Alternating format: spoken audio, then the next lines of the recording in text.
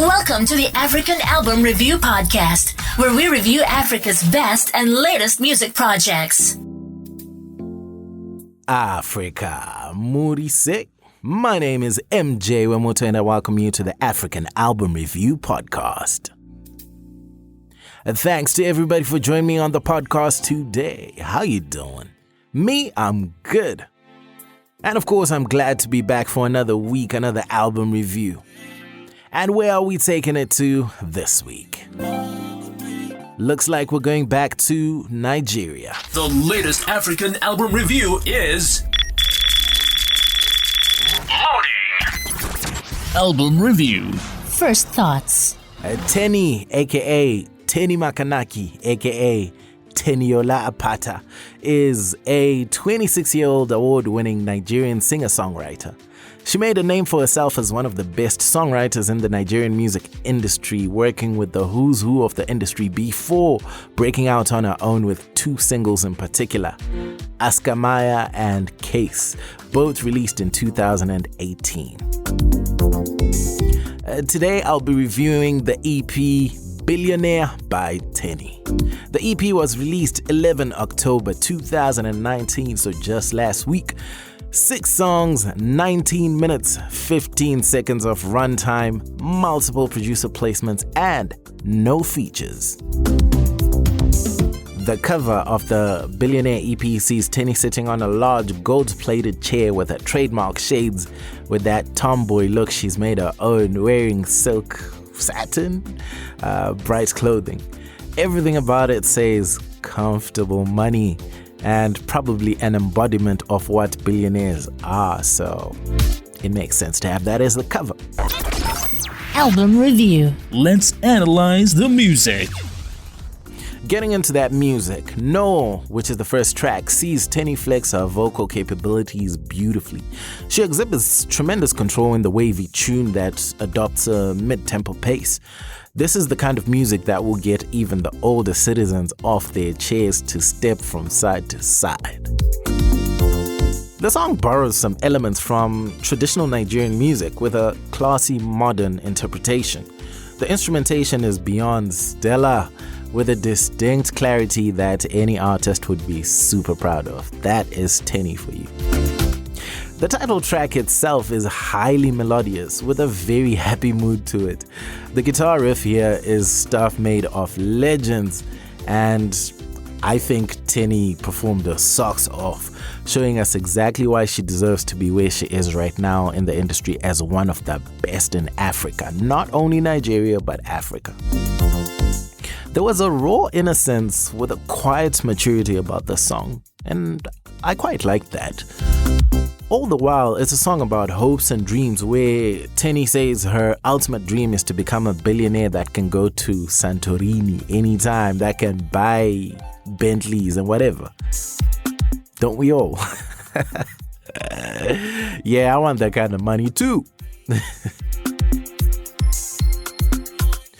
Complaint is totally unexpected for me. I mean, I know Teni is talented, and I've listened to a number of tunes from her catalog, but nothing quite like Complaint. She took it to the next level with a hip-hop influenced number that could compete with the top artists of the genre.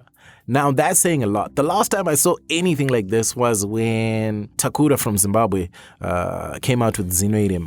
Before that, he was like an Afro-pop artist, sort of like Afro-fusion, and then he just came up with this trap song out of nowhere.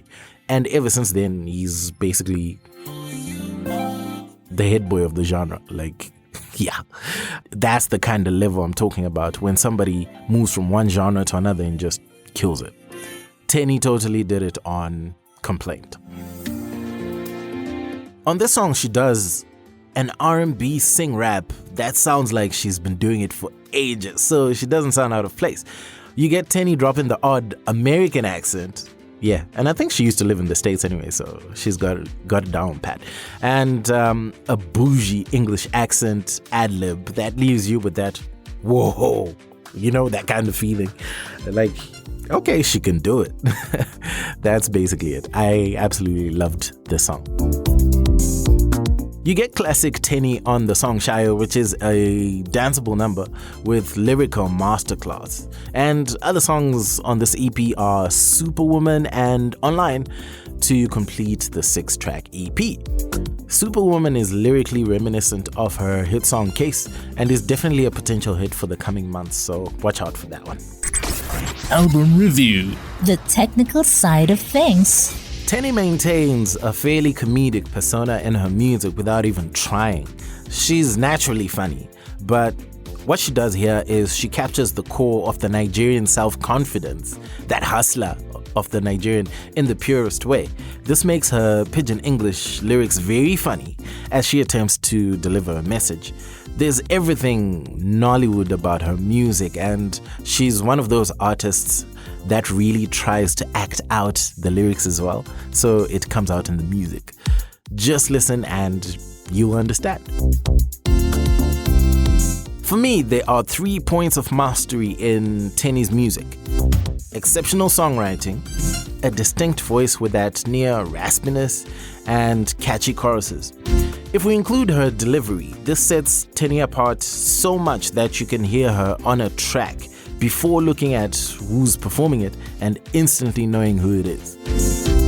That level of music genius is left to the upper echelon of the industry of which Teni belongs. The backing vocal and ad-lib work on Billionaire is easily a highlight of the project here. It was stunning together with the mixing and mastering. I cannot praise it enough, from track 1 right through to track 6. It was so good that I occasionally had goosebumps. This is a project I would put forward as a mixing and mastering case study for the Afrobeats genre as a standard we have to attain throughout. Yeah, that's the bar. Just like Teni got bars. I'd say Billionaire is a very 2019 and modern EP in its approach to the Afrobeats take. There's very little to fault in the project, and all the songs fit well, while elevating Teni's star and nurturing the talent we all knew she was before this EP dropped. Album review. The final thoughts.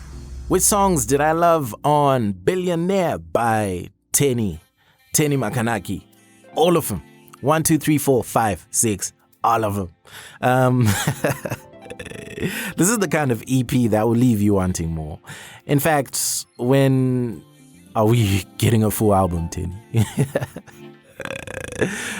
Yeah, the EP was really good. Loved all the tracks, and at this rate, I hope we get an album soon from Teni because the music is fire and she's really riding the wave.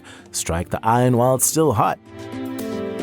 Billionaire will maintain Teni's fantastic reputation and see her secure another successful 2020. She's done very well to get rid of the tag as Niniola's younger sister and just build a name for herself, which is fantastic. Of course, the family ties always help, but I think any artist will tell you that what they really want is to build their name without riding or piggybacking off someone else's talent. To be fair, this album is fantastic. I love it and I want more from Teni. We stand, Teni, we stand. Thank you.